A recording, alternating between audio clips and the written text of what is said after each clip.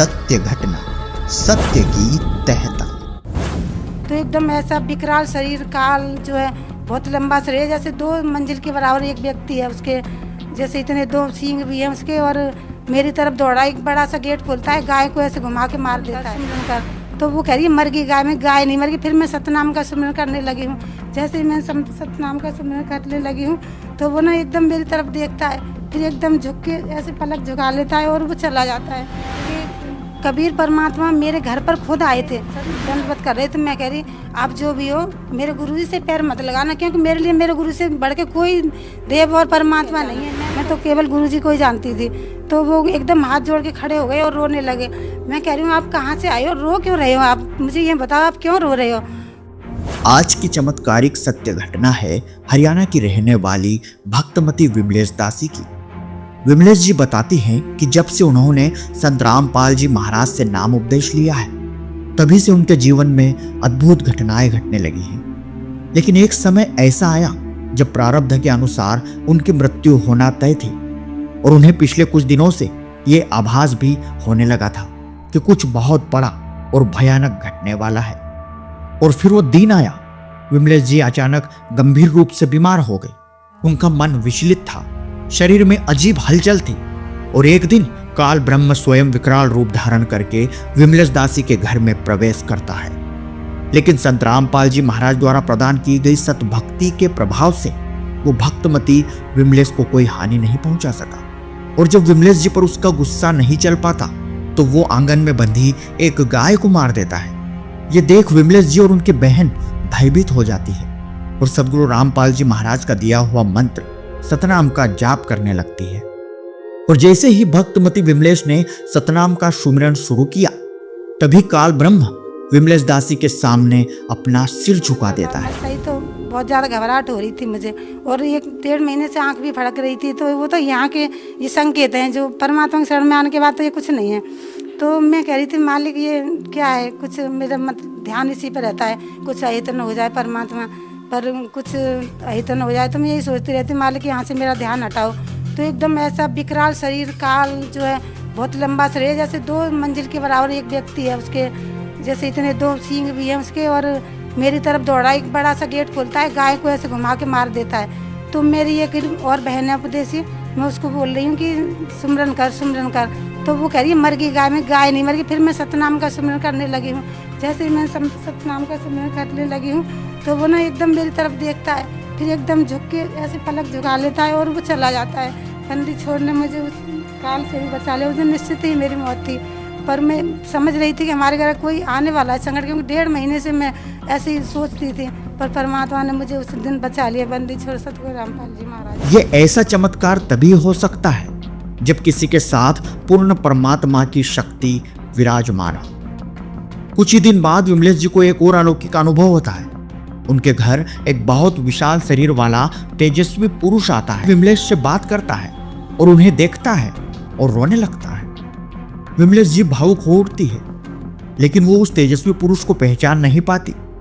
बाद में उन्हें समझ में आता है कि वो कोई साधारण व्यक्ति नहीं, बल्कि स्वयं कबीर साहिब जी थे, जो इस युग में संत रामपाल जी महाराज के रूप में अवतरित होकर भक्तों को काल के फंदे से मुक्त कर रहे हैं। कबीर परमात्मा मेरे घर पर खुद आए थे। उनका इतना विकराल शरीर था कि जहाँ मैंने परमात्मा का दरबार बनाया है तो वहाँ पे उनका जो है पैर थे मालिक के।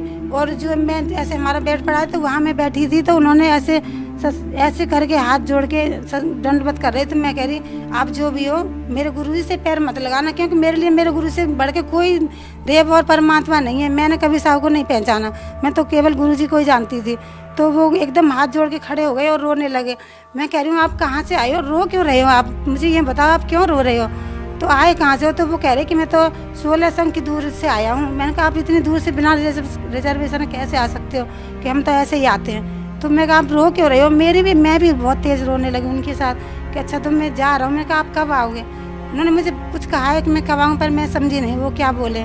फिर मैं कहा अच्छा रुक जाओ, मैं अभी बेटा को बोलती हूँ, वो आपको छोड़ के आएगा। जैसे ही मैं आई अंदर से तो वो जा चुके थे, बंदी छोड़ सतगुरु रामपाल जी महाराज परमात्मा थे, पर मैं उन्हें पहचान नहीं सकी। मैं 1 महीना इतनी रोई, इतनी रोई, पर मुझे फिर वो दर्शन कभी नहीं हुए मालिक के। फिर मेरे गुरुजी ही ने मुझे संकेत दिया कि मालिक वो तेरे बंदी छोड़ रामपाल जी महाराज जी थे, और वही मेरे पूर्ण परमात्मा बंदी सतगुरु रामपाल जी महाराज थे। ये मैं फिर बाद में पहचान पाई थी कि हे परमात्मा, मैं कैसी मंदबुद्धि हूँ, आप मेरे घर पर आए, मैं पहचान न सके आपको। संत रामपाल जी महाराज जी की कृपा से विमलेश जी का जीवन पूरी तरह बदल गया। पति का वर्षों पुराना नशा छूट गया, बेटा पढ़ाई में सफल होने लगा और पूरे परिवार को मिली मानसिक शांति और आध्यात्मिक सुख। आज विमलेश दासी पूरे विश्वास से कहती है, अगर जीवन में सच्चा सुख, सुरक्षा और मोक्ष चाहिए तो पूर्ण संत की पहचान करें और उनके बताए मार्ग पर चलें। और ऐसे ही एकमात्र पूर्ण संत हैं जगत गुरु तत्वदर्शी संत रामपाल जी महाराज। तो आइए अब जानते हैं विमलेश दासी से उनकी पूरी कहानी, खुद उन्हीं की जुबानी। क्या नाम है आपका? विमलेश। कहाँ से आए हैं आप? गाँव शीतला कलोनी। क्या काम करते हैं? मैं तो हाउस वाइफ हूँ घर। संत रामपाल जी महाराज से नाम दीक्षा कब लिया आपने? 2013 में। संत रामपाल जी महाराज से नाम दीक्षा लेने से पहले आपने क्या क्या साधनाएं की? वही मैं सबसे ज़्यादा तो दुर्गा माता की क्या करती थी, नवरात्रों में जैसे अखंड ज्योति जलाती थी, मेरी बहुत आस्था थी दुर्गा माता में।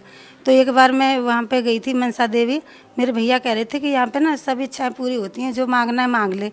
तो मैं कह रही थी मुझे तो कुछ चाहिए ही नहीं, मुझे तो ऐसी भक्ति चाहिए जो मैंने रामायण में पढ़ी थी कि नवदा भक्ति, एकाकी भक्ति जिसमें होती है, वो भक्ति चाहिए।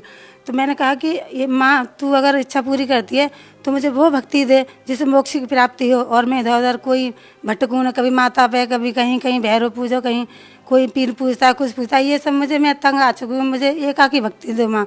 तो मैं वहाँ से आने के बाद 1 महीने बाद ही हमारे एक भगत जी पड़ोसी, तो उन्होंने ज्ञान गंगा ला के मुझे दी।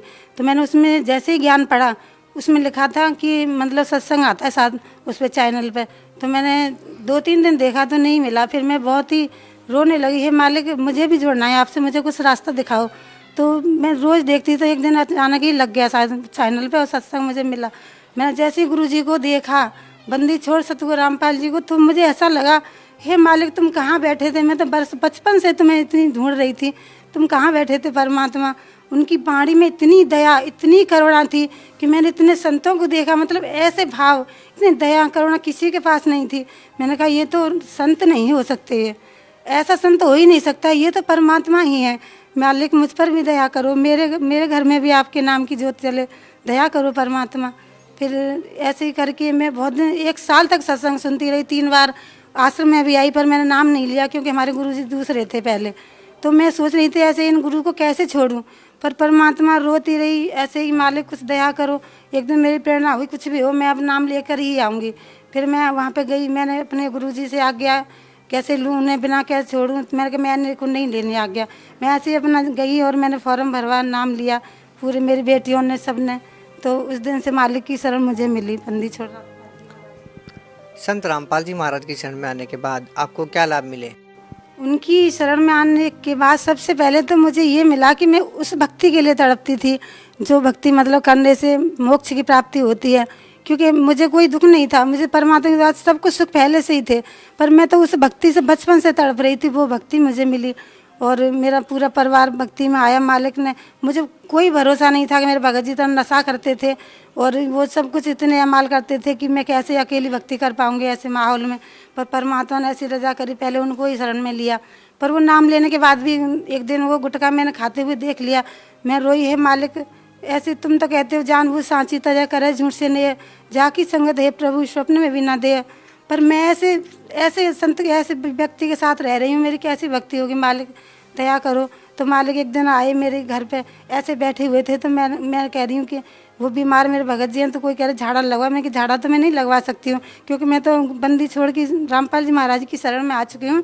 मैंने सारा जीवन, समस्त जीवन इन पे सौंप दिया है, यही ठीक करेंगे।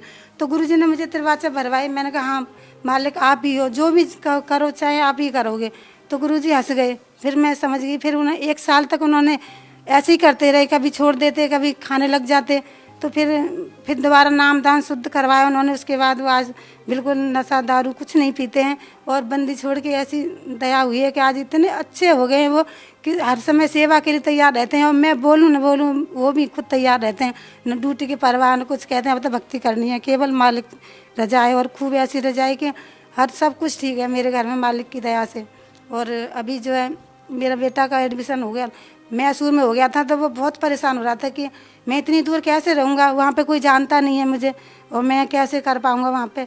तो कह रहा था कि मम्मी मैं ऐसा करता हूँ कुछ पैसे दे के और जो है अपना पास में करवा लेता हूँ यहाँ पे कहीं हो जाए तो। मैंने कहा गुरुजी बंदी छोड़ रामपाल जी महाराज मना करते हैं रिश्वत नहीं लेनी, नाम खंड हो जाएगा।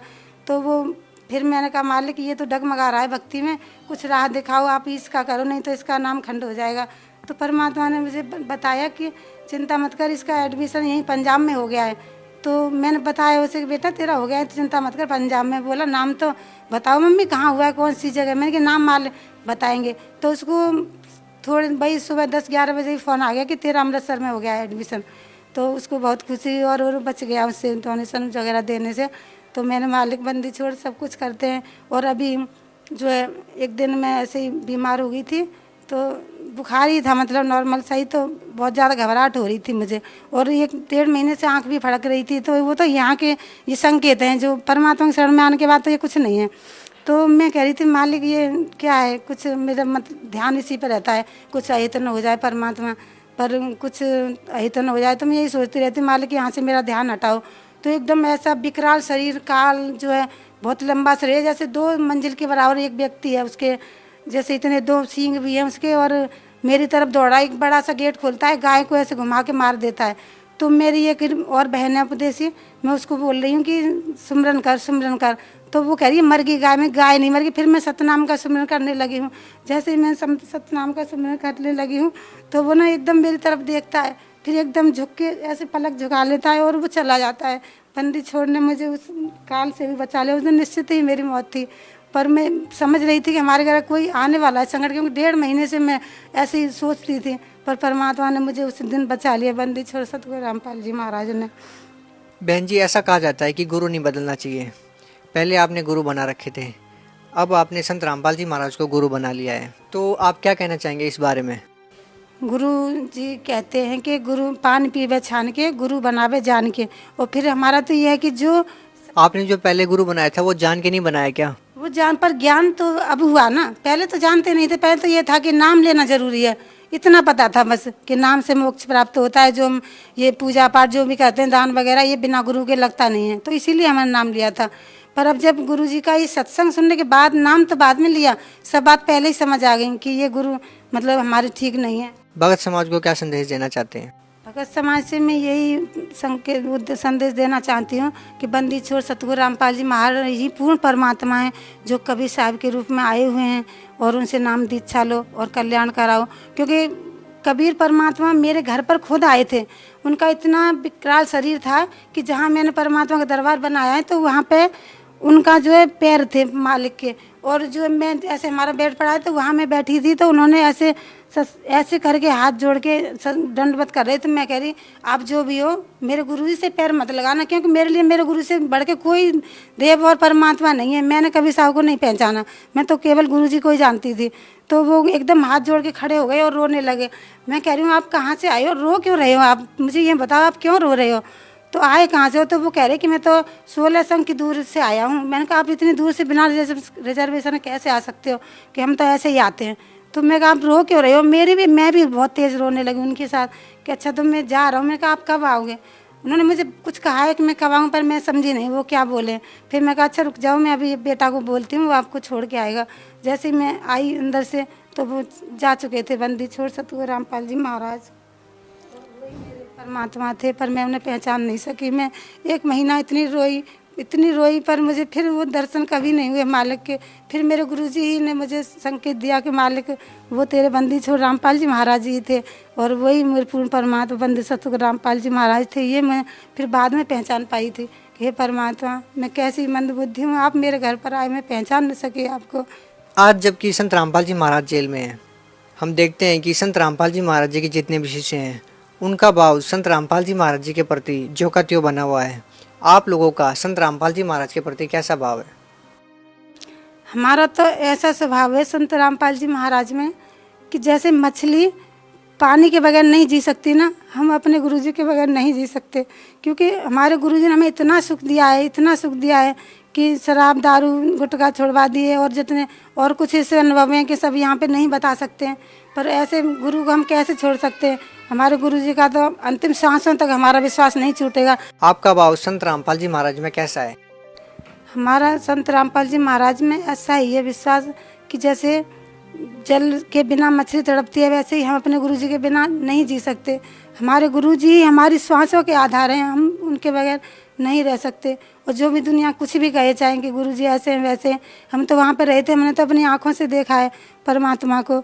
अब जबकि संत रामपाल जी महाराज जी जेल में हैं, तो आप लोग क्यों ना किसी दूसरे गुरु को अपना गुरु बना ले, किसी और संत से नाम ले लें?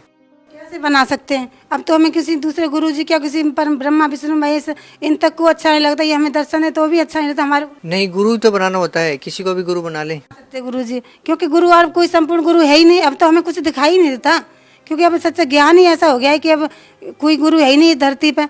क्या किसी भी संत को अपना गुरु बनाने से मुक्ति संभव नहीं है? नहीं है।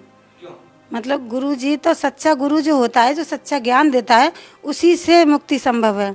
आप कैसे कह सकते हैं कि संत रामपाल जी महाराज जी सच्चा ज्ञान दे रहे हैं, जो अन्य संत हैं वो सच्चा ज्ञान नहीं दे रहे? क्योंकि संत रामपाल जी महाराज ग्रंथों के आधार पर ज्ञान देते हैं, और वो एक एक प्रमाण भी साथ में देते हैं। तो पढ़ा लिखा समाज है, उसे देखे पहले और पढ़े और समझे तब रामपाल जी। इसके सिवाय कोई संत ये सब नहीं देता, अपने बस वो सुनाते हैं और कुछ नहीं। और प्रमाण तो कोई देता ही नहीं, प्रमाण तो यही गुरु जी देते हैं। ग्रंथ पुराण व गीता जी तो हिंदू समाज में पहले भी पढ़ी जाती थी। अब संत रामपाल जी महाराज ने आप लोगों को ऐसा नया क्या बता दिया कि आप कह रहे हैं कि संत रामपाल जी महाराज जी सच्चा ज्ञान दे रहे हैं? क्योंकि जो पहले पढ़ते थे वो समझते नहीं थे कि गुरु बिन वेद पढ़े जो प्राणी समझ अनुसार रहे अज्ञानी। तो हम भी पढ़ते थे रामायण गीता ये सब, पर हमें कुछ क्यों नहीं समझ आया। जब हम गुरु जी की शरण में आए, उनके हमने सत्संग उनके वचन सुने, तभी हमें समझ आया। नहीं पहले हम क्यों नहीं समझे? पहले भी हम तो पढ़े लिखे थे, पर हम कोई बाड़ी नहीं समझते थे। जब गुरु जी की दया हुई, उन्होंने एक एक श्लोक बोल के हर चीज़ का मतलब समझाया। काल भगवान कौन है, और हम तो काल भगवान का जानते भी नहीं थे। इतने दिन रामायण गीता सब कुछ पढ़ रखी थी।